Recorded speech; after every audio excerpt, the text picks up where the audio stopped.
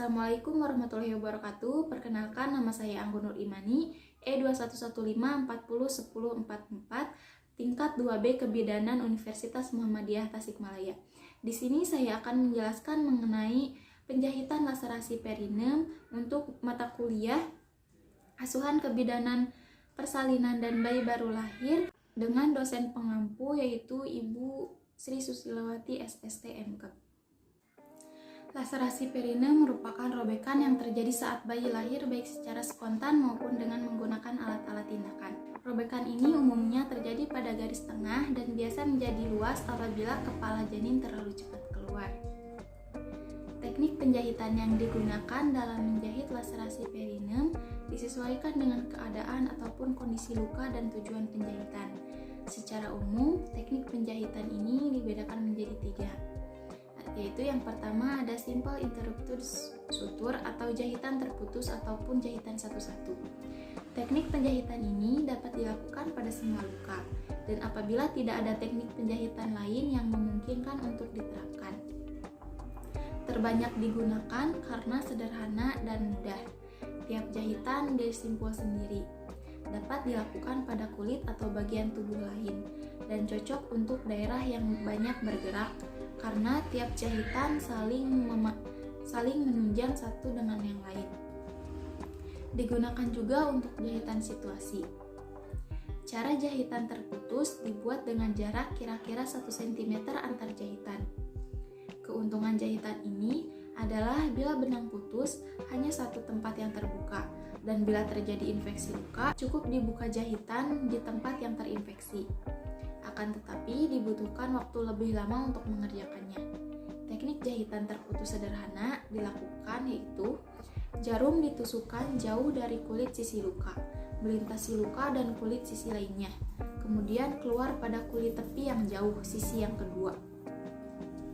Kemudian selanjutnya jarum kemudian ditusukkan kembali pada tepi kulit sisi kedua secara tipis, menyeberangi luka dan dikeluarkan kembali pada tepi dekat kulit sisi yang pertama. Kemudian yang terakhir dibuat simpul dan benang diikat.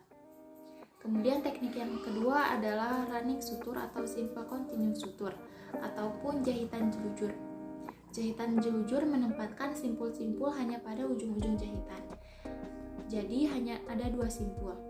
Bila salah satu simpul terbuka, maka jahitan akan terbuka seluruhnya. Jahitan ini sangat sederhana, sama dengan kita menjelujur baju. Biasanya menghasilkan hasil kosmetik yang baik. Tidak disarankan menggunakannya pada jaringan ikat yang longgar, dan sebaiknya tidak dipakai untuk menjahit kulit. Teknik jahitan jelujur dilakukan yaitu diawali dengan menempatkan simpul 1 cm di atas puncak luka yang terikat tetapi tidak dipotong. Kemudian selanjutnya, serangkaian jahitan sederhana ditempatkan berturut-turut tanpa mengikat atau memotong bahan jahitan setelah melalui 1 simpul. Yang ketiga, spasi jahitan dan ketegangan harus merata sepanjang garis jahitan. Yang keempat, setelah selesai pada ujung luka, maka dilakukan pengikatan pada simpul terakhir pada akhir garis jahitan.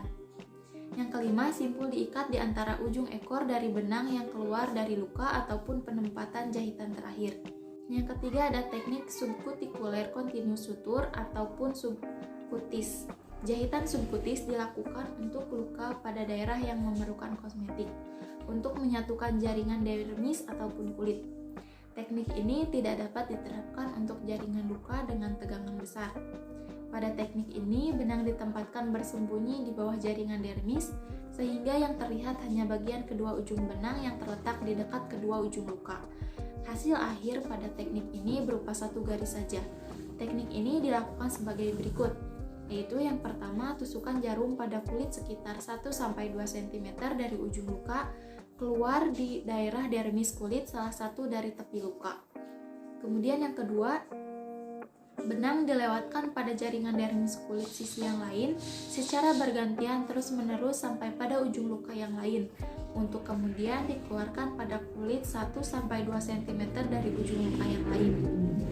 Nah, terakhir, dengan demikian maka benang berjalan menyusuri kulit pada kedua sisi secara paralel di sepanjang luka tersebut.